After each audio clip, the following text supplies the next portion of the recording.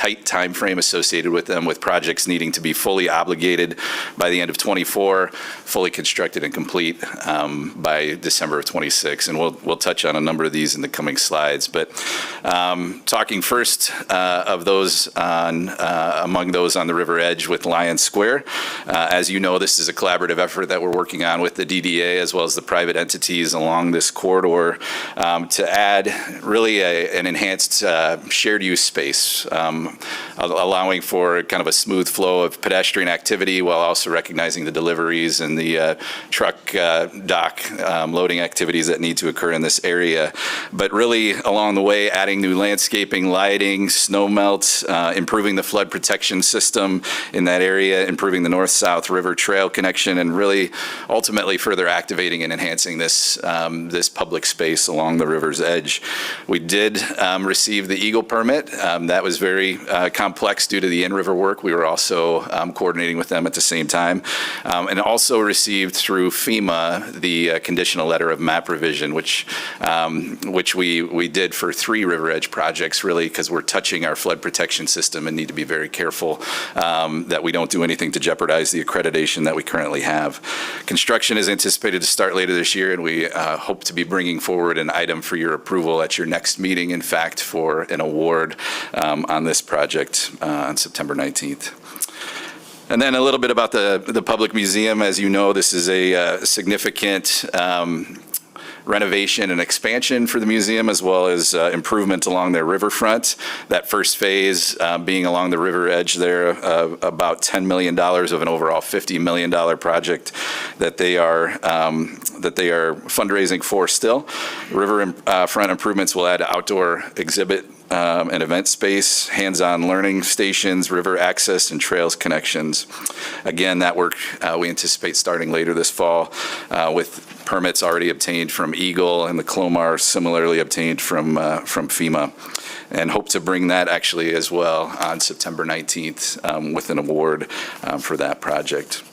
At this point, I'll hand it over to Parks Director Marquardt to talk a little bit further about some of the parks projects along the river edge.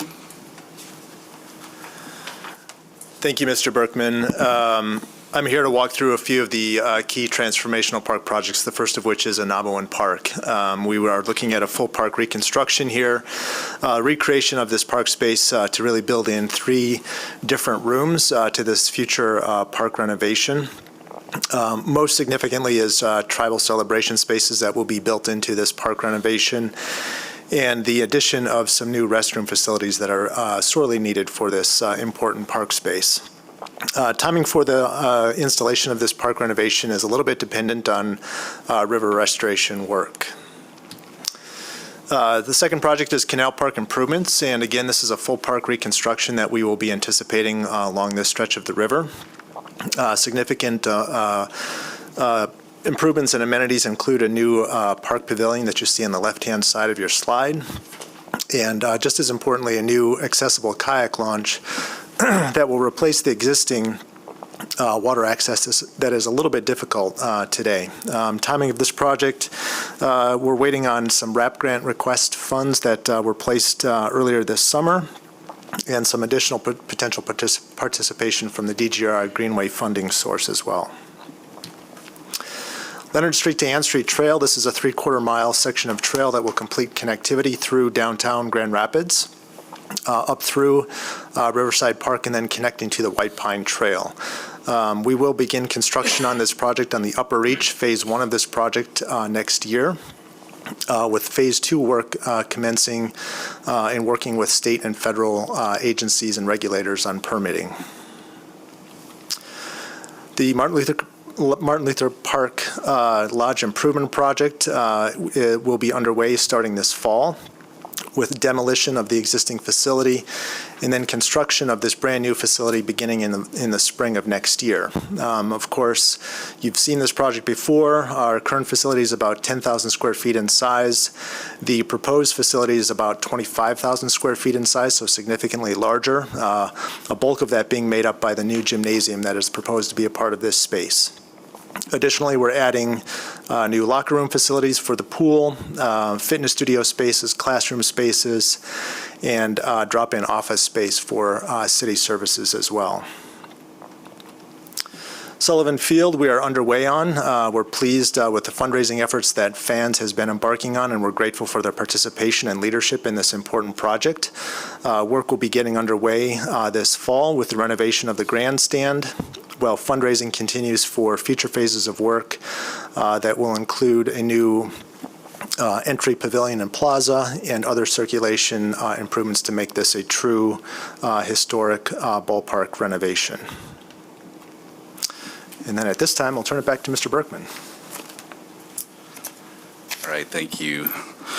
So I want to transition now to talk a little bit about private development projects and the work that we do to really clear the way for them to happen and also facilitate those efforts. And of course, wanted to start with the work on 201 Market and the surrounding areas as it relates to the amphitheater project. So as you know, we completed a significant sewer relocation project in the fall of last year, rerouting 2,300 feet of the 11-foot by 13-foot box sewer. I like to say that's big enough that a semi could drive through it. So I mean, significant sewer project, 20 feet in the ground, putting back Market as a signature street with a pedestrian focus for that area. So a $20 million project working with our partners, the CAA, through an MEDC grant they obtained, as well as the private entities that hold property there on the west side of Market, south of Fulton. The project was a significant success, brought it together in really relatively short order, and we received actually 2 American Public Works Association awards for it being the project of the year from the state chapter as well as our local chapter. But really that was an impediment to development for decades past, really, and getting that line out from underneath these properties really as step one to pave the way for redevelopment.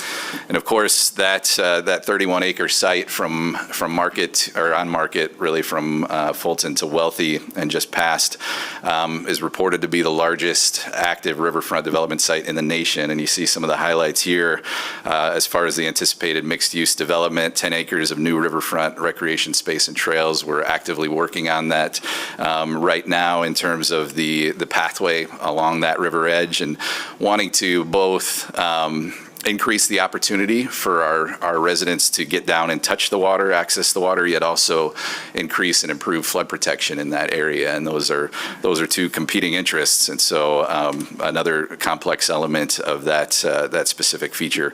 Overall, an estimated $1 billion of combined investment that you see on the right-hand side of the screen, with a number of housing units, 1,500 to 1,700 projected to come in surrounding that area.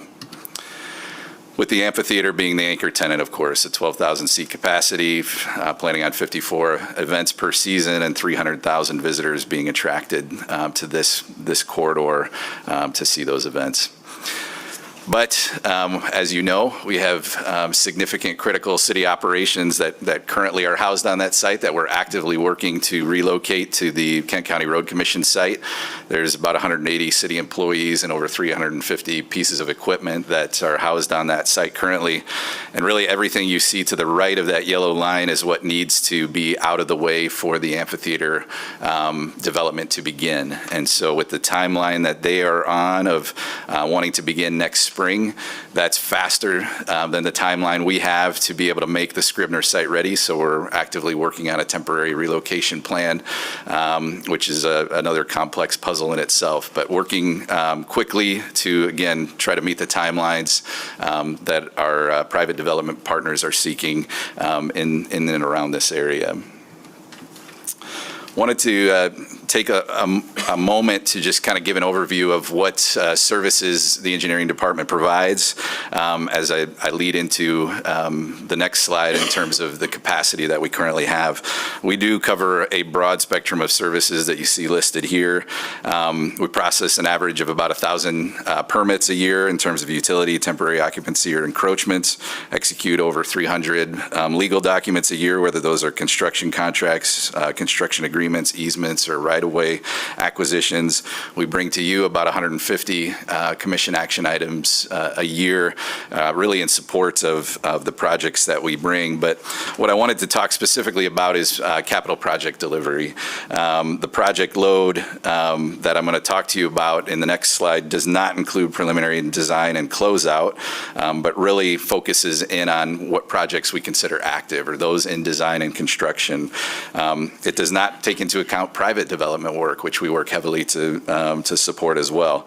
But what I wanted to get to is that we are stewards of the capital plan, taking projects from conception to completion across city departments, working within the various asset management plans and strategies, designing and developing plans and specifications to all appropriate standards, securing necessary easements and agreements, bidding those projects, bringing recommendations to you for your approval and award, then inspecting and managing those projects through construction, maintaining accurate as-built drawing information, and all of that goes into project delivery.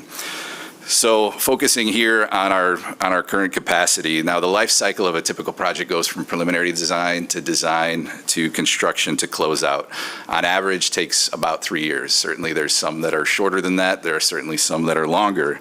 But the bar chart that you see on the right-hand side of the slide reflects, again, only what's in active. So kind of the center of that bell curve, what's in design or construction, not accounting for what's in preliminary design or closeout, which adds substantially to these numbers. We are experiencing a surge in project volume, value, and complexity. And really, I think it was our planning director, Mrs. Turkelson, that said these graphs that you'll see here and from the other departments are really a 2D representation of a 3D reality. There's a lot of depth behind these in terms of complexity. We talked about the $20 million market sewer project. That's one. You know, the Godfrey project that you'll hear about with Mr. Gracia in terms of a $17 million utility improvement road reconstruct that we're trying to accelerate to make way for the factory yards development. The Vital Streets program, we're about halfway through the 15-year program, and the early onset of that program looked specifically at preventative maintenance, mill and resurface, trying to preserve the condition of our roads before they slip into that poor category where they become much more expensive to reconstruct. A number of projects within Vital Streets, Cesar E. Chavez, we're working on multiple segments along that corridor. Really a truck corridor that we're trying to reimagine into a community business district and residential area that reflects its current use. Division Avenue from Fulton to Michigan is reflected in these numbers, a $12 million investment between our utilities and public utilities to redesign that.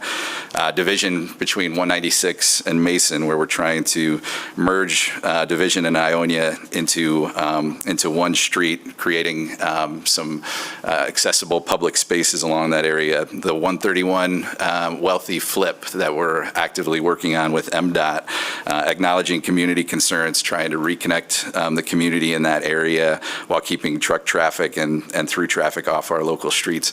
Those are just a couple that are represented as one project. Our Roto Mill resurface contract is one project, but there's 20 streets involved, for instance. So moving to the specifics of the bar chart that you see, in the current fiscal year, 24, we have 171 active projects. That's the blue portion of that bar, with another 58 projects represented in orange that are waiting to be initiated and assigned to a project manager. The light blue line that you see on the graph reflects the anticipated award value of projects in a given year, which averages about $85 million per year. Given what I said before, though, about projects spanning multiple years through design and construction, we currently have a massive portfolio value of $467 million of active projects that are in design or under construction. We currently have 8 staff members of our department that are dedicated specifically to project management, project managers or assistant project managers, looking at what it takes to maintain projects from early coordination with departments, determining scope, writing clearly defined RFPs, milestone reviews, bidding, awarding, stakeholder engagement, responding to community questions, tracking the project through construction, approving invoices, negotiating change orders, and ensuring final completion and closeout. All of that workload considered an appropriate workload for a project manager is about 12 projects per year. We're well beyond that currently. With 8 PM staff, we reflected that capacity in the gray bar that you see, the horizontal line being 96 projects. The number of active projects, of course, well surpasses this, as you see in the blue lines, but then that also contributes to the amount of projects that we have waiting to be initiated in the orange. So what our request before you is to add 4 PM staff that we'll be bringing forward at a future meeting, but we wanted to allude to that today. That gets us much closer with the black line showing near the blue portions of that chart. Also keeping an eye on succession planning. We know that we have 4 staff available or that are eligible to retire now and another 6 in the coming 2 to 6 years. 4 of those positions are related to project management. So we'd like to increase our capacity currently to keep up with demand, but then also knowing that should this trend go down, though it's hard to imagine given the current state, in the coming years, attrition due to retirements would naturally reduce staff. It also takes a significant amount of onboarding and training to replace the years of expertise and experience that our project management staff have. And so we want to recognize that it takes time to build up to that level. So in addition to the requests for 4 from engineering, of course, we work very closely with Parks in delivering projects as well, providing project management support and also seeking to increase and absorb some of that capacity from them, given the number of projects they have. I know in speaking with the Parks director that they also will be bringing forward 1 administrative project support staff to further expand their department's capacity directly related to delivery of these projects. And with that, I'd like to hand it over to Mr. Grecia to talk about the economic development snapshot. Thanks, Mr. Berkman. Good afternoon, Commissioners. What I'd like to provide an update to, as we heard so far, the interdepartmental impact that every project that is touched through economic development specifically, that impacts staffing needs and the complexities and subject matter expertise. And so just to give you a little snapshot of what our department is responsible for in these 3 main areas in terms of real estate development, business retention, expansion and attraction, and neighborhood business corridors, specifically through our corridor improvement authorities. Now, as you see on the regular basis, we have a number of public hearings and other approvals that go through this body. But what's important about as Mr. Berkman said, in sort of the 3D behind that is every one of these projects in alignment with our Office of Equity Engagement and Community Engagement and our Equitable Economic Development Plan requires a significant amount of community engagement that adds additional time and project management to the complex projects, specifically in real estate development.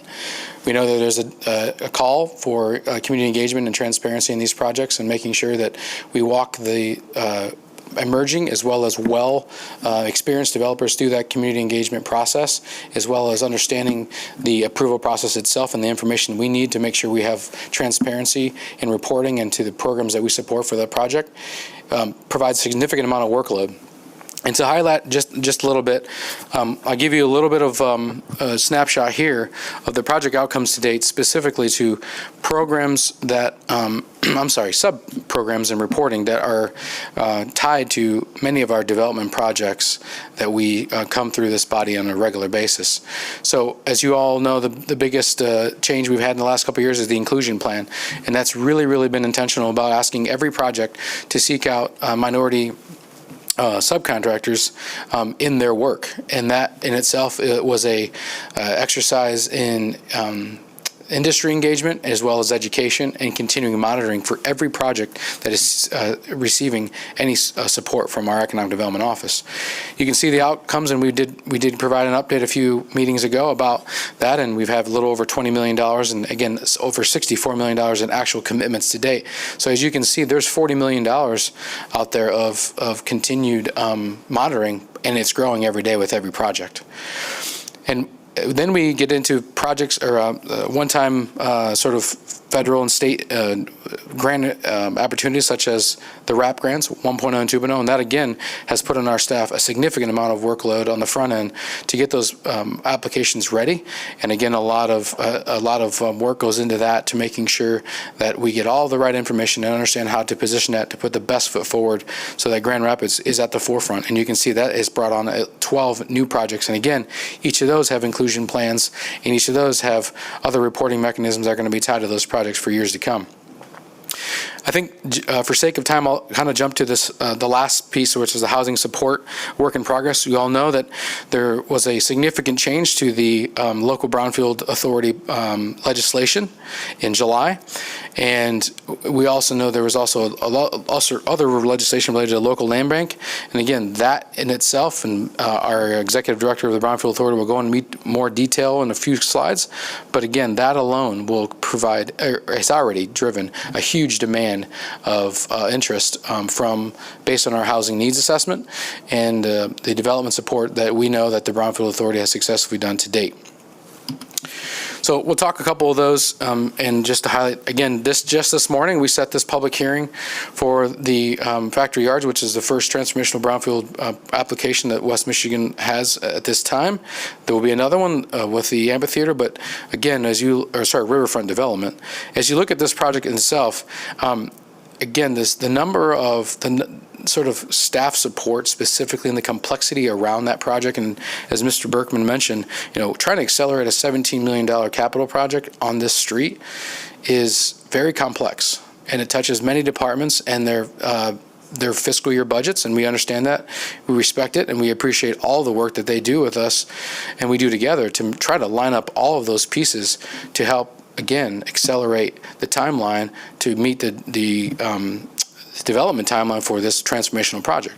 Again, this particular project is, again, $147 million in a particular area of the city that has not seen that type of investment ever. And we know that infrastructure in planning and community engagement and rezoning and all the pieces that went just to get this where we are today, significant amount of workload, of which additional staff and expertise are necessary. Again, another project that we set a public hearing for this morning in the Monroe North area. Again, not just across the street for where Mr. Marquardt talked a little bit about some of the river connections, and even making sure that the future development, basically from Leonard North, this will transform the Monroe North area for years. And this is kind of that first in project that really provides, when it's all said and done, while this first phase is only 260 apartments, you're going to be going over 500 units. And again, requiring an inclusion plan, requiring all the reporting and all the pieces that we already mentioned from our respective economic development and Senate programs. And last but not least is this riverfront development and transformational brownfield project, again, along the riverfront. As Mr. Berkman mentioned and we all heard, this is the largest active riverfront development project in the nation and is very complex. There are a lot of infrastructure needs. There's a lot of planning and zoning reviews, a lot of subject matter expertise as it relates to design and analysis and working with many project consultants, construction managers, and then from our side specifically, understanding and leveraging all the economic development incentive tools possible for this project, and making sure that are leveraged to make sure that every organization, both public and private, are able to leverage those resources. And again, a very complex capital stack that will span multiple fiscal years. So at this time, I'm going to turn it over to our Executive Director of the Brownfield Authority, Mr. Closer, and Assistant Director of Economic Development, to talk more specifically about the impacts that the Brownfield legislation will have on number of projects and staffing. Thank you, Mr. Gracia, and good afternoon. It's great to be here providing this update. And I think we've all tried to do our best to represent a lot of information in a graph here, so I'll walk through this quickly. you'll see information dating back to 2011 here, and what's represented in the blue is the growing body of work related to real estate development. These projects are basically the ones that you see coming to you through the programs that are most familiar and most regularly utilized. So the Brownfield program, obsolete property rehabilitation, neighborhood enterprise zone. This doesn't represent the size of those projects or the complexity of the projects. It's just the number of projects. It also doesn't represent any of the bulleted list of ancillary work that the department does related to real estate development from a previous slide that Mr. Gracia walked through, including one-off grant opportunities to support some of these projects, support other departments in their real estate needs. This is just the standard real estate development work that economic development does. Now, you're all aware of this, I think, and particularly those that have served on the Brownfield board over the years. But what you see in the yellow there is the growth of the program in terms of the projects that we have to administer. So projects do have a lifespan from concept to approval at the local level. Mr. Berkman talked about that related to engineering projects, how it takes a number of years to get project designed, financed, out to bid, constructed, and closed out. That's true here too. So many of the projects we work on, it's been in our pipeline and something that we've been actively engaged on for a year before we'll get to a city commission meeting, for instance, or to the Brownfield Authority. But then once a project is closed out, we have development agreements for each of the brownfield projects, and those continue to accumulate. And so we currently administer about 75 active agreements. We have about 15 projects that are already approved and will be added to that list in the coming years. On top of that, we do support the Downtown Development Authority in administering their projects, their development SWOR projects, and those that serve on corridor improvement authorities know that we've developed a development support program for them as well, and they'll be added to this list as well. So the Brownfield program, having been originally just an environmental cleanup program, having grown to be a very effective urban redevelopment tool that Grand Rapids has been using aggressively to achieve a lot of great outcomes for the community over the years, has resulted in where we are today, which is administering a lot of agreements that will continue for many years. It's already been talked about that the complexity of these projects continues to increase. And then I'll talk a little bit about what we expect will be necessary to take advantage of the new legislation that has been adopted and the opportunities that are there for us. So just a couple points in time snapshot of the Brownfield Authority here dating back to 2010. We had an active program. We were administering about just over $2 million of tax increment revenues each year, 23 agreements. The program was run by just under 2 staff. That includes both economic development staff, but we're supported by departments that aren't behind me here and part of this presentation, but assessors, fiscal services, budget office provide a lot of support to us. The program also was financed, the administration of the program back in the day was financed in part by the general fund. Over the years, as it's grown and the administration has become more complex, we worked each of these years as a time period when there was a legislative amendment. And so every time there is legislative change, we ensure that there are going to be resources available to continue to run the growing program. So that's true with the most recent amendments as well. And that's why we are here today with a representation that we believe will need about 4 additional staff for the Brownfield Authority to run the existing program and take advantage of the new opportunities that are out there related to housing. And we can do that representing that the program can continue to be self-financed without impact to the general fund.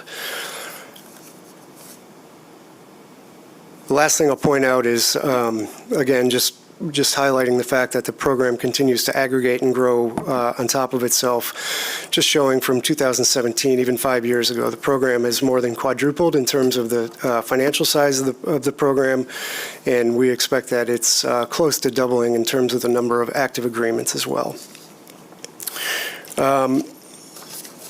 At this point, I'm going to turn it over to Ms. Turkelson to give a snapshot of the Development Center's current situation and their needs as well. Hello, Morning, Ms. again. Turkelson. Thank you. All right, not to be outdone by Tim's word bubble, we too have one here on our screen. So all of the development projects that have been highlighted today do require the support from the Development Center. So oftentimes we'll provide that preliminary feedback on design, but we also have to counsel on what is the best process to move the project forward. When we have good redevelopment projects like River North, for example, we experienced some bumps in the road about, now financing, and we had to go back to Planning Commission. All that takes creativity on our part to figure out what tools do we have, what resources can we bring to the table, and how do we partner with other departments to help facilitate that good work. We also do require connections with our other subject matter experts, including the fire department, the building department, engineering, and mobile GR. We provide support through the permitting process and work with the development teams and their design professionals. So the work with our department as well has also increased over the last decade, both in the volume of the permits that are coming in and as well as the values. So just in comparing data from 2013 to 2023, for example, we've experienced a 31% increase in the number of permits that are being submitted to the Development Center. Over that same time period, comparing 2013 to 2023, we have a permit value increase of $175 million in the amount of construction being invested in the city. So on the right-hand side of the screen shows that value. The green line is 2023, and you can see we are just trending slightly below 2019, where there was, I believe it was $560 million invested in the city. That green line does plateau because this data is obviously to date for 2023. We just hit September, so we would, of course, adjust that green line as we move through the fall and winter months.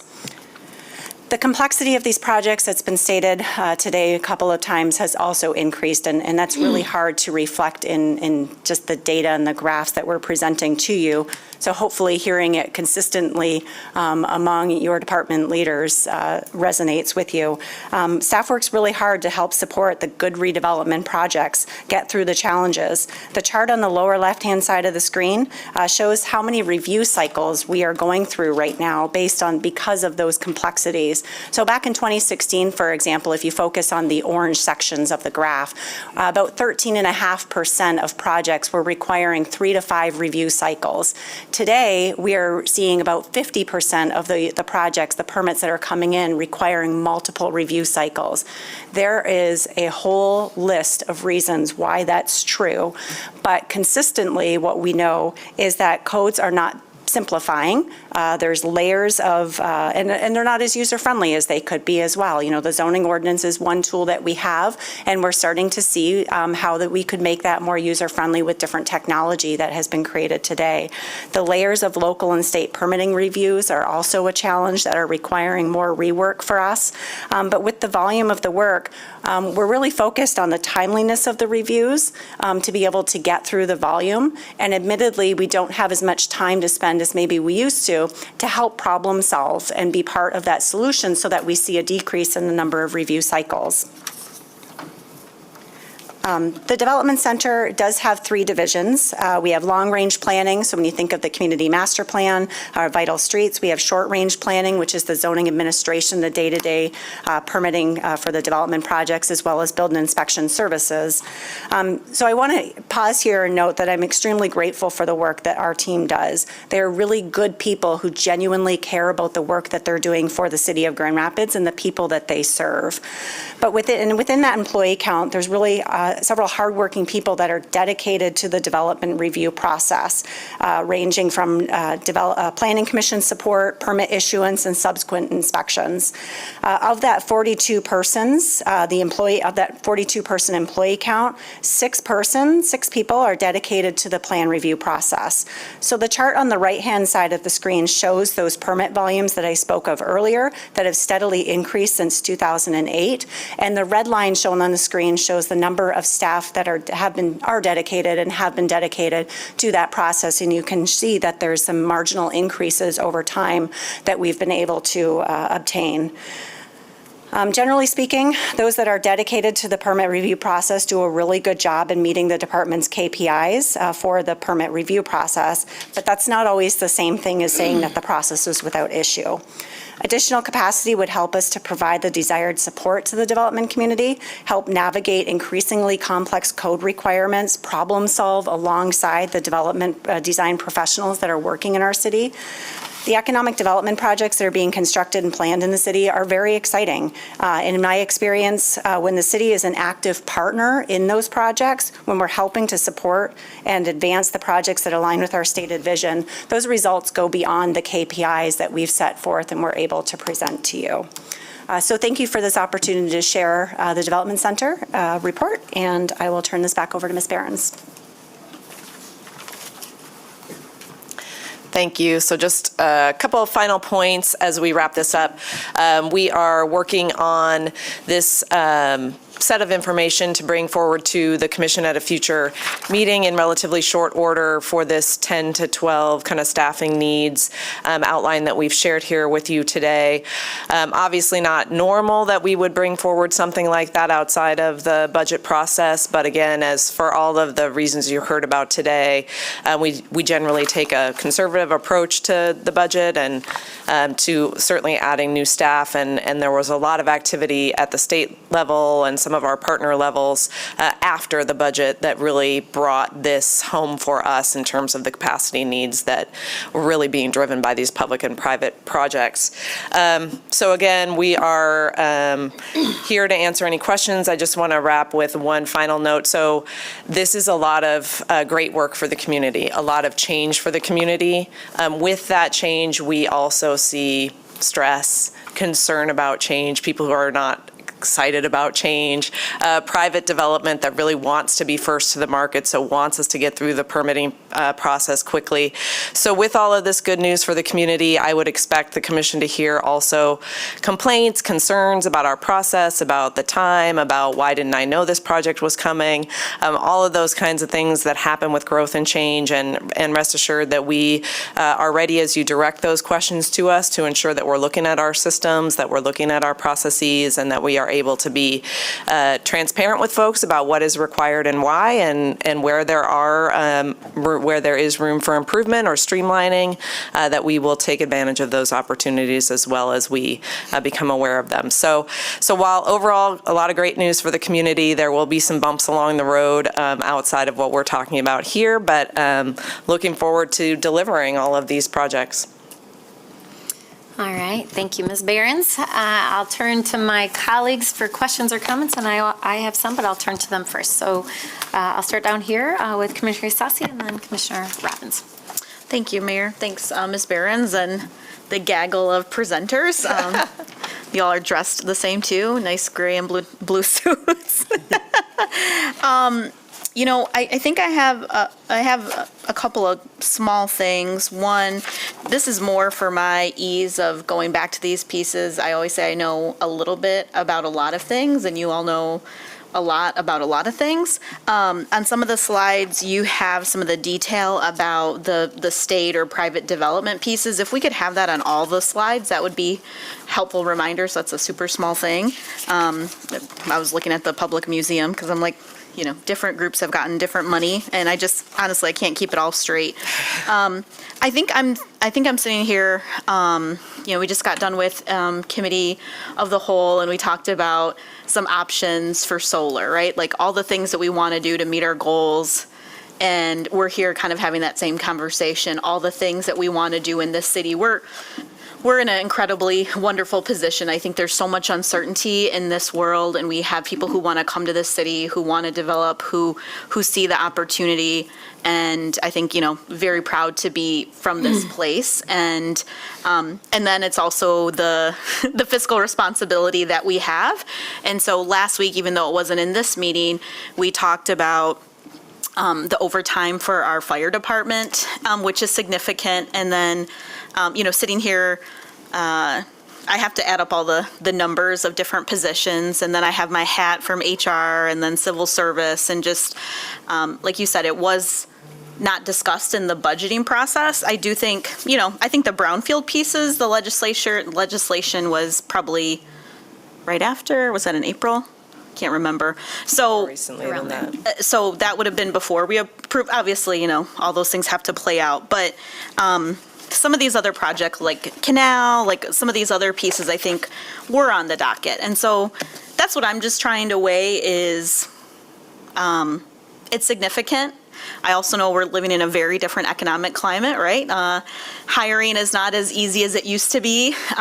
People have options to retire. There's a whole bunch of pieces. So I'm trying to weigh out what's like truly succession, what's process. I know we've also had some new technology upgrades that we're going to have in terms of, I'm forgetting the ERP system that we're making an investment in, which was another large investment. I know not everything can be solved by technology, and people are important, especially when we want people to feel that if they come to Grand Rapids, we're gonna like be a smooth process, right? We all want that I want that for my day job organization. So I'm really trying to kind of balance these requests in front of us, colleagues.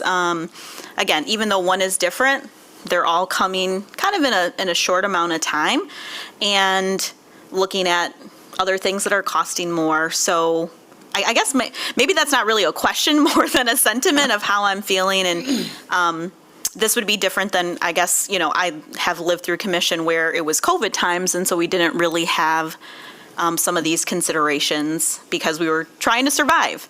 And so those are the pieces that are in front of me. Like, how will that ERP system play into this? How much is it succession?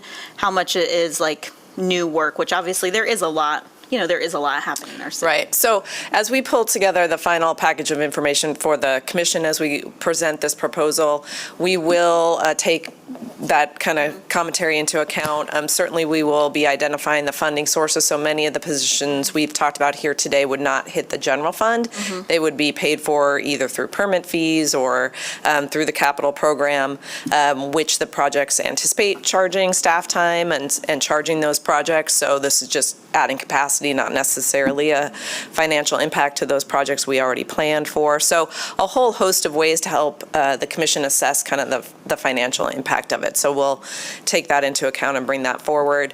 I think as well, you note a lot of the complexities here of, are we going to be able to hire the staff? Are we going to be able to compete for the staff? We have folks that we know are on the brink of retirement, so we can answer those questions in a little bit more detail as we move forward. But we are kind of looking at with an eye towards making sure we're able to kind of keep ourselves staffed at an appropriate level, and we would manage over time on the capital side. If our capital program actually were to reduce, then we would manage staffing accordingly. So that's never a great position, so we hope to handle that through attrition.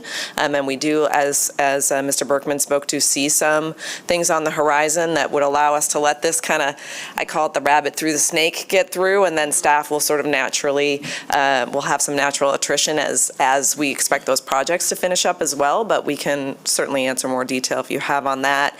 And then finally, I would say, I think the other thing we're really trying to respond to is all of these things are needed or desired or committed to doing now. Mm-hmm. So in a more conservative time, we may have managed some of this capacity through timelines. So we would just sequence projects, and they would become more one after the other instead of both hand. And right now, managing that way does not seem to be acceptable for the public, for the plans that we have, for the funding sources that we have, for the commitments that are out there, for the opportunities folks are trying to leap into, including ourselves. Hey, Grand Rapids is a place you still want to invest. This is a place that post-pandemic, with all the choices everybody has, we want you to be here, and here's why. Here's what we're investing in, our public spaces, all of those things. So it just is our judgment and recommendation that we would try to position ourselves to be able to push as many of these through at one time. I have a follow-up. Can we also, as we look at this, can we also see how many openings we have in each of the respective departments too? Sure. So I think again, like, what did you say, the snake with the rabbit? Rabbit You through know, the snake. you can put forth what you want to do, but what's our starting point right now? Sure. So I think Mr. Berkman provided that. Like, I don't know if everybody had that with the succession piece. I think that's helpful. But also, what do we have open right now? Because Yep. again, I think that goes again to like how all these other departments intersect. Again, recruiting has to be different. We've done some different things in police and fire to get at that, which is different. But I also want to understand, we're competing with not just other Yeah. municipalities, but we're competing with the private sector.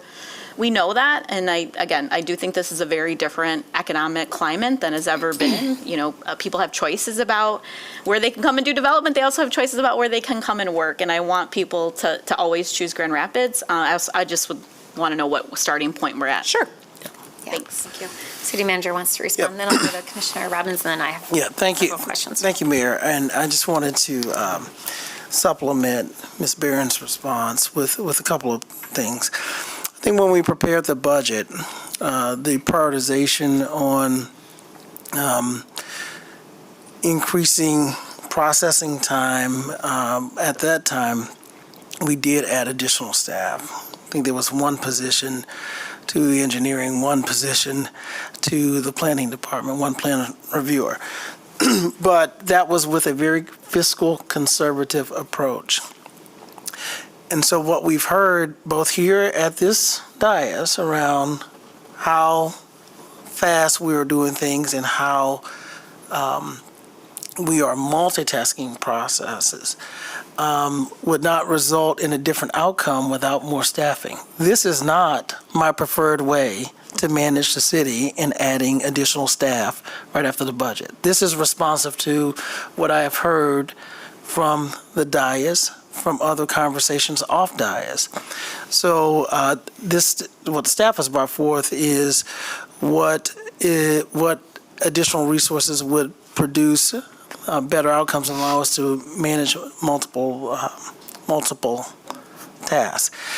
Without knowing the specifics, I don't recall we have the same challenges in terms of vacancies as we have in police in terms of the amount that's vacant, but we'll get the data specifically. But I just wanted to make sure that this is not something that we intentionally did. Now, some of these projects, the capacity is based on things that happen after budget, like receiving additional state funding for some of our park projects or additional funding capital for our capital projects in fire department. We had a land acquisition plan, but we didn't have funding to build any of the stations or the training center. And so one of the things we'll be doing, some of the processes will be supplemented with outside consultants. But what I'm hearing, even if you look at the project line that Mr. Berkman had, at least for engineering, even with the added capacity, I see that the staffing level is still well below what the project level demand is. And so this is I think this organization has been very conservative in terms of growth in general, in terms of our overall staffing level around the city. And I think our last budget, to your point, Commissioner Sassi, we've been in this kind of continuation budget for, since the pandemic, since 2020. So this is, again, I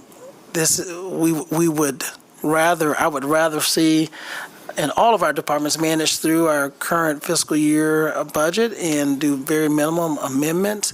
But if we are to have the expectation to increase performance outcomes and the level of current performance is not acceptable, and you'll hear a little bit of the review timelines in the next briefing, additional resources were needed as identified by the department directors. Right, Commissioner Robbins? Yeah, thank you, Mayor, and thank you all for this presentation. My sentiment, I think, is pretty similar, and I know we've got, as a best problem possible, lots of different projects going on that are transformative for our city and for many of our neighborhoods. And I guess the last thing I want to see is the city being like the bottleneck to have those continue as much as possible. And so I'm certainly open to the conversation of if it's a staff headcount need, seeing what that would look like. But I'm also curious too where the numbers come from specifically. I guess, is it like, is there a target FTE per number of projects or applications, or where does that come from? Sure, and I can defer to staff if you have answers now, or just make sure we're able to match the workload with the FTE headcount when we bring it forward. Okay, I guess. Like the city engineer has an answer. Yeah. Well, I can just, just speaking and referencing to this particular chart that's up, I mentioned the ideal target, I think, for a project manager is to have 12 projects per year under their realm.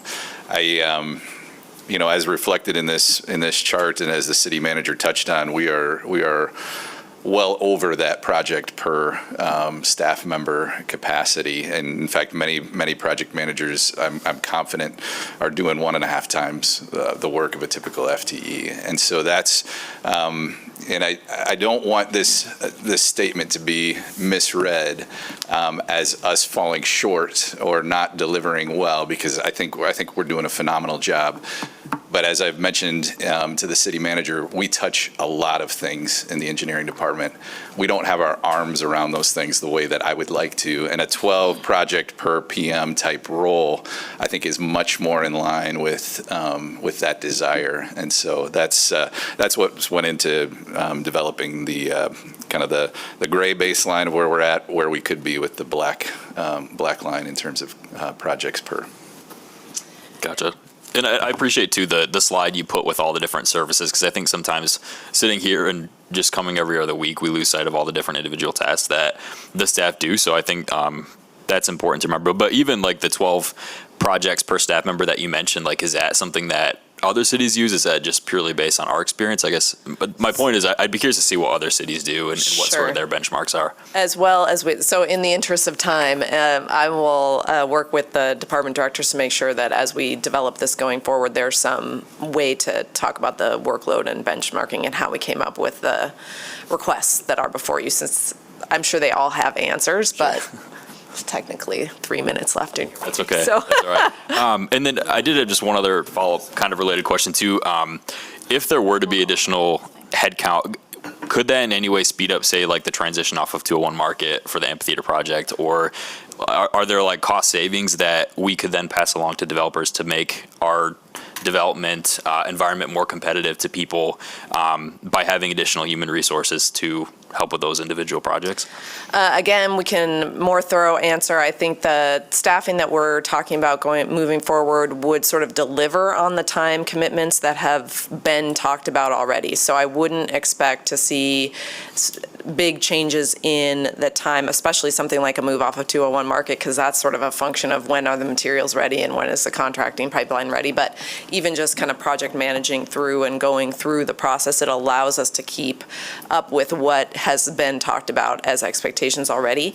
With respect to cost savings, I think we can be more detailed about that next time. But as you've heard now, Mr. Berkman and Ms. Turkelson both say, our expectation would be the added staff capacity helps, particularly on the private side, people understand our process better, and we can be a little bit more partner with folks as opposed to just give me your stuff and I'm going to tell you, go back and revise it. We can be more helpful at the front end and hopefully reduce some of those timelines for folks, which generally speaking is a cost savings for private development. Yeah, and I appreciate the information. I guess it just is helpful for me to have a baseline of like what's reasonable. Like if we really need additional headcount, like fantastic, let's do it. But having a point of reference, I think, to justify and make sure that we're on the same page is always just helpful for me, so. Good questions. All right, I have a litany of questions, so I'll try to hone them in. One, I fully appreciate all of the additional work on departments, from the master planning process and Kristen Turkelsen's leadership on that and work to the river restoration project and the engineering team working overtime to try to get us with a modified design to submit, and the changes in economic development tools that we want to make available to individuals in our community.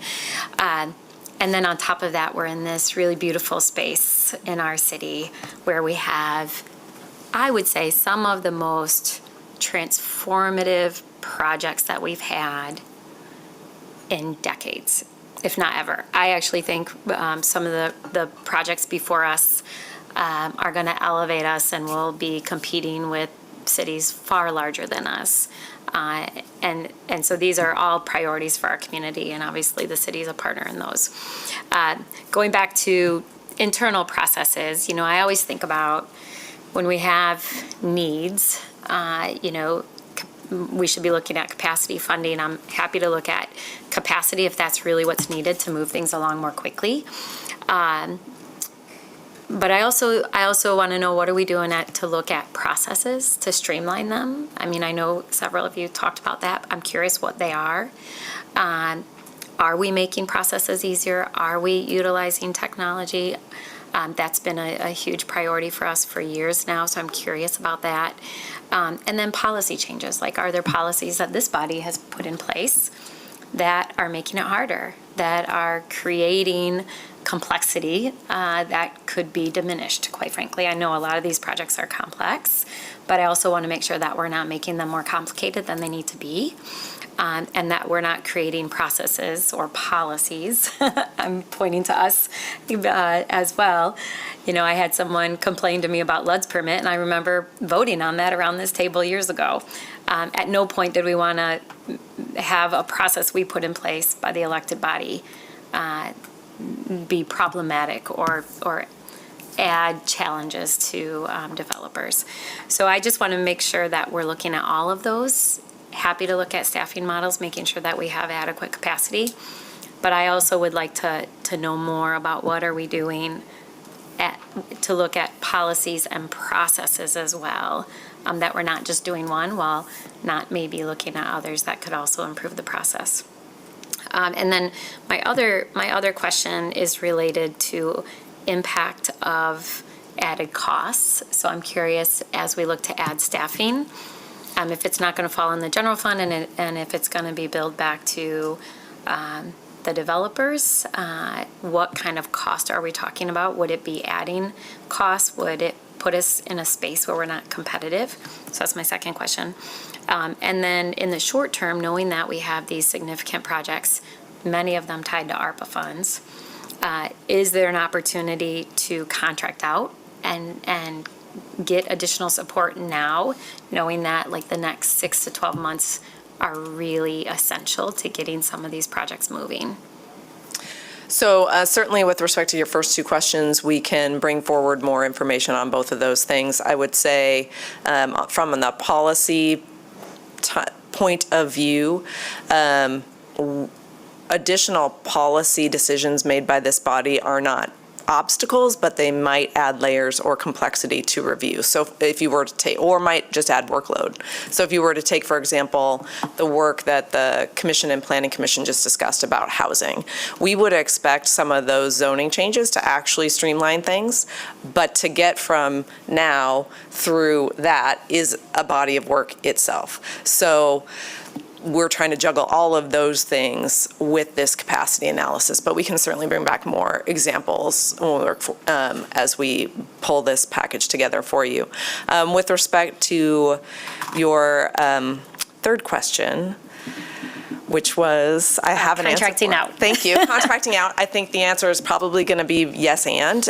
We may either need to contract out as we recruit for the whatever positions the commission may ultimately conclude are warranted here. So we may have to look at contracting as a bridge strategy just for the capacity or for some expertise that will continue not necessarily to make sense for us to have in-house. So I think it will be a both and answer on that one.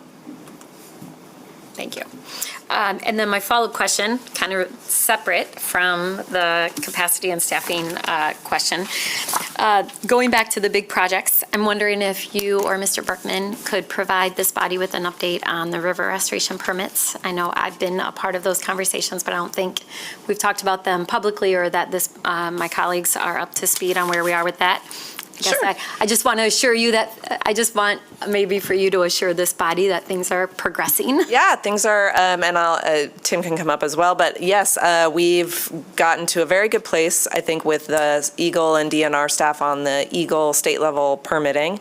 We've got a concept that looks very promising that we're kind of continuing to peel back the layers and make sure that it holds with respect to meeting all of the things that Eagle is looking for from a permittability standpoint, but once we wrap that, knock on wood, that is justified and becomes the thing that we push into the permitting process. We are trying to now coordinate with the various, so in addition to Eagle permitting, this is where that complexity comes in, there are other permits we need from federal agencies that haven't been as around the table on this new concept.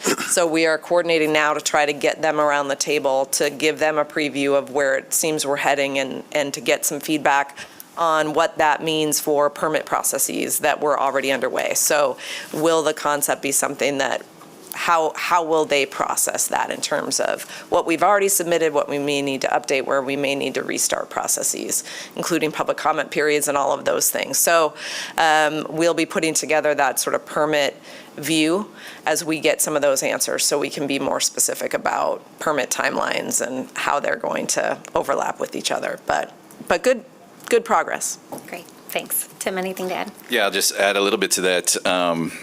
We are making good progress. I mean, we're meeting almost weekly. It's about every week, sometimes every other week, but with key staff from Eagle and DNR, and so appreciate their willingness and commitment of that staff capacity to our project. As Ms. Behrens mentioned, we are very close on a concept that will, again, eliminate the 4 low-head dams. Those are safety concerns. It'll improve habitat from an ecosystem standpoint, and it will generate rapids to bring the namesake back to the city. So it will be a project that this community will be excited about and will be pleased with when done. And nobody will remember the years of toil that we spent on it. They'll be happy with the final product. You will. And I will too. But to Ms. Barron's point, we are getting to a meeting this week, Friday, with the other federal agencies that are involved. So we've been working with the state, Eagle, DNR, also going to pull in the Natural Resource Conservation Service, the EPA, the U.S. Fish and Wildlife, the Great Lakes Fisheries Commission, and when I start listing, I'm going to forget one or two, but there's multiples. And so that'll be the opportunity for us to share with them what we've been working on with the state to collect their feedback and input, which will inform the permitting timeline question that I know everybody wants an answer to, but that's the next big step in getting to that answer. Yep. Awesome, thank you, and thank you for your work on that. And today we heard that Scott Bowen, an individual from West Michigan, was named the next DNR director, so we're happy to see that, and I'll be eager to have a conversation with him about the project as well and make sure he's up to speed. So, Can I just, yeah, go ahead. Mr. Bergman, put him on the spot for just a second. Ms. Turkelson gave us an overview the last time we added a plans examiner, a plans reviewer, and it's been since 2018, 2019. When's the last time, since you've been here, how many new PM positions have we added in your department? So the one staff member that you referenced in the budget process that we added is a senior project engineer position. Now we're still working to recruit and fill that position, which takes time given the talent market and condition we're in. And that's going to help more with preliminary design, not with the active project management load that I described here in this slide. Beyond that, We've adjusted some front office positions, admin support positions, some accounting positions, but we have not added a project management staff position in my time here. Thank you. All right, and my last question, and I'll see if my colleagues have any follow-up questions. So I also want to say and make a comment, but also ask a question. In thinking about 201 Market, this is as we all know, a major redevelopment. It's been talked about for decades as well, and we had some starts and fits in the past, and we know a big part of it is city moving off the site. I know there's conversations about a temporary location until Scribner is finished, and I'm saying this because I just had this conversation with our city clerk, but I know other staff are going to be impacted, and I heard the 180 city employees over there right now.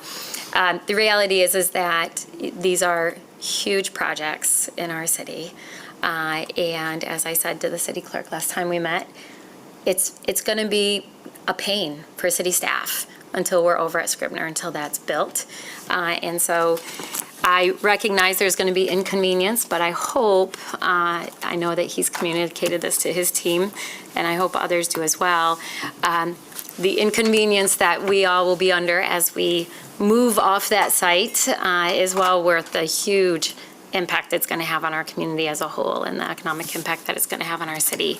And so I'm just curious, we're working diligently to do that. I'm just curious if we are on track to meet the deadlines. We have a lead donor press conference coming up later this month, and hopefully we'll be making it clear to the community what the timeline is and when they can expect the amphitheater to get started. But just want to make sure that I don't think this body has been briefed on where we are. I'm privy to a lot of that information, especially now that I'm appointed to a development committee that's a part of the Convention Arena Authority. But do you want to give my colleagues just an update on where we are and timeline for that? We continue to work with Grand Action, so certainly I think the last thing that probably the commission and public were briefed on was when we came to an agreement around closing with the CAA at the end of June, and that outlined a plan for interim relocation of city facilities. So we described some guidelines to Grand Action and our other project partners in terms of ensuring that we were able to continue our day-to-day service delivery.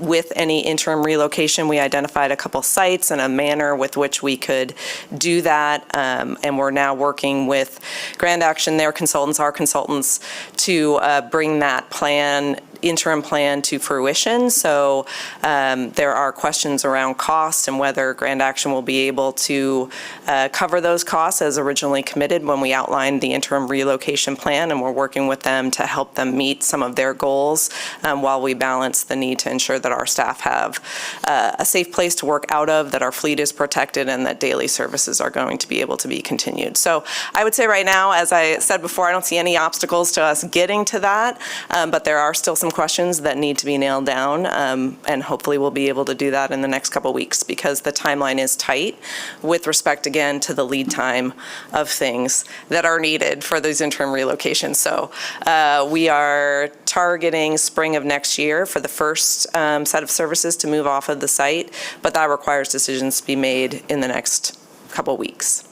Mayor, we can bring back at the next EDPT meeting a more formal update on both our relocation and share the updated cost estimates for Scribner as well as some of the temporary site occupancy plans for 201. Sure.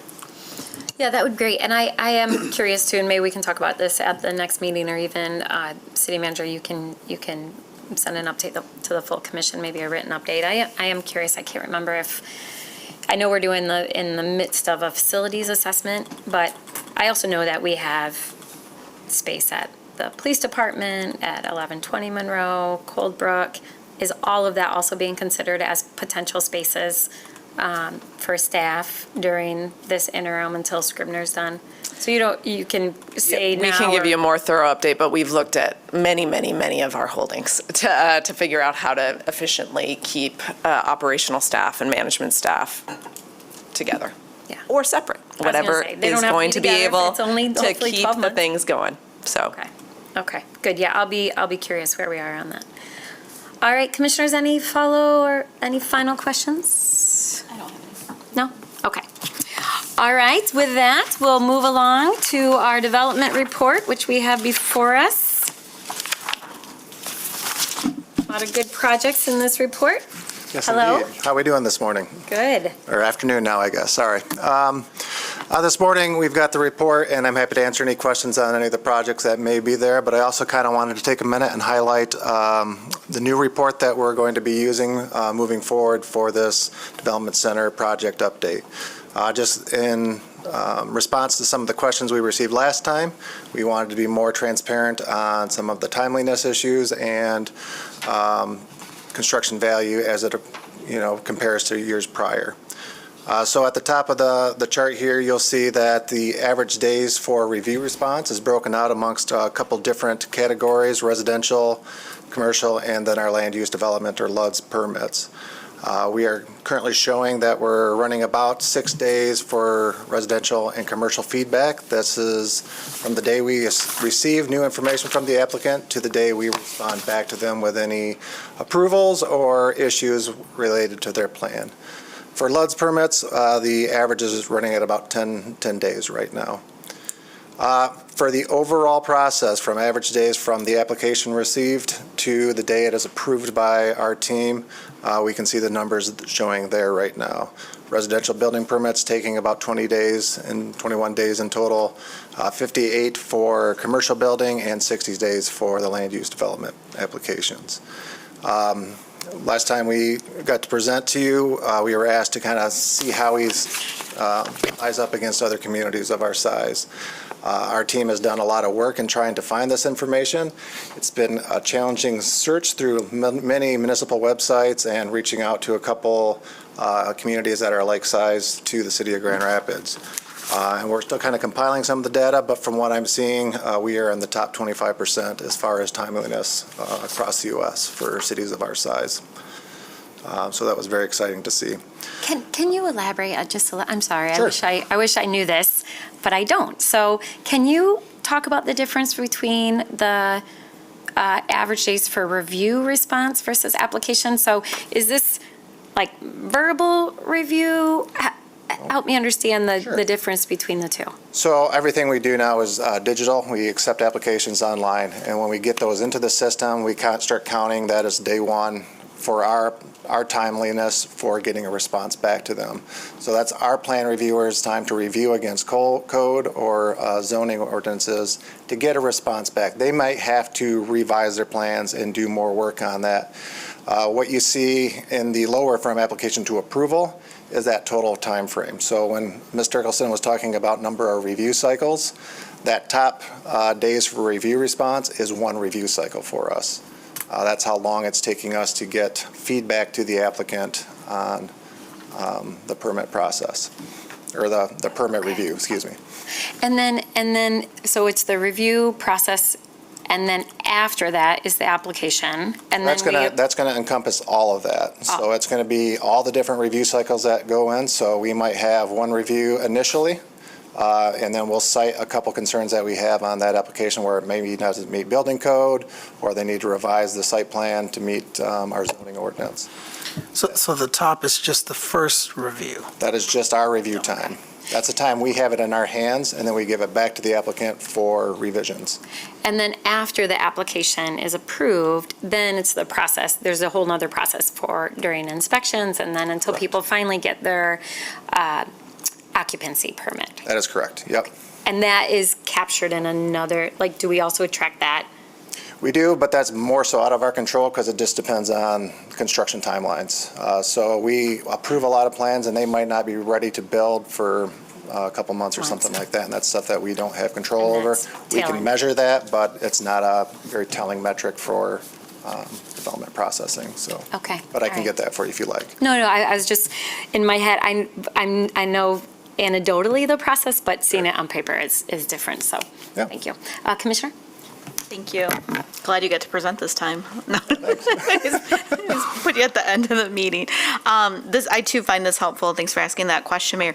I guess an additional question to that, like you said, people could have multiple reviews because maybe they didn't submit something, they didn't do something completely. Do we have an average, like how many what's an average review for a residential how many average reviews happen? Absolutely, yep. So in the previous presentation, Mr. Eccleston kind of had highlighted a graph that kind of showed the percentage of review cycles that we have per an application. Let's see if I can quick get that back up on my screen, at least so I can talk on it. Because again, I think that goes So- to the, oh, go ahead. Yeah, right now, 10%, this encompasses all commercial, residential, and land. Okay. It's all kind of grouped into one category right now, but I can break that out for future Okay. use. Was it slide 27 in the previous presentation? 26, yeah. But 48, Get it. 48% of them need 3 to 5 review cycles Okay. to get to approval. 35, 36 require two reviews. And about 10%, 11% are just getting that one review and getting approved. Okay, thank you. I think that's helpful as we have conversations, right? We do get feedback from individuals, and then I think making sure, with everything, there's the process, our perspective, somebody else's perception. They might think it's hard, but did they not submit something? Did they miss something? Did they not read fully? I think a lot of things are very, and we're not unique in that, to require people to use the website and other system to do that, but that's helpful when we have those conversations with folks out in the community. Thanks. I wonder too, and not that I want to, you all are clearly working overtime, just try to get these permits out, but I would be curious. We had a breakdown years ago that showed the process for kind of our larger developers who clearly have been doing work in our city for a long time versus smaller projects, smaller developers, maybe individuals who are new to our community, but particularly smaller developers, and how there was a little bit of a discrepancy between the two. And we talked then about making sure that there was a support person in the department that could help individuals who were smaller or new to our community. Do you have a sense of difference? Have we leveled that playing field a bit? I believe we have. So Mr. Singleton, our ombuds person, has done a great job of kind of being that person who goes out and actually walks people through that process to make sure that they're more successful in getting less review cycles and making sure that they need what they are required to have up front. And so very active in the community and making sure that he's reaching out to, like you said, the smaller developers and kind of working with them. Oh, good, And- good. Would you like to add to that? I do want to add to that, thank you. So I concur with John, but there still is a discrepancy. The larger projects, the buildings that you see downtown, those are really well-capitalized projects. They have individuals on their team that have the ability to go through code and develop plans that are code compliant, thus receiving permits in a more expedited manner. The projects that are maybe smaller in scale and less capitalized, those continue to be challenging for them and for us to help them through, which again is where that additional capacity, where we have the ability to have a planner, have time to sit one-on-one with the individuals and say, here's how I think you could do. If you did this, you could design your project to meet these needs in this way, that would then get you a permit. But when we don't have the capacity internally to be able to spend the time one-on-one, and we're simply providing feedback where code isn't compliant, rather than how code could be a solution to that code, that's the challenge that I'm trying to state when I talk about the lack of capacity. So I'm sorry I had to add that in. Thank you. I'm actually glad you added that in. And I don't know if Commissioner Robbins was here when we talked about that several years ago. So I appreciate you sharing that. Thanks. All right, Commissioners, other questions or comments?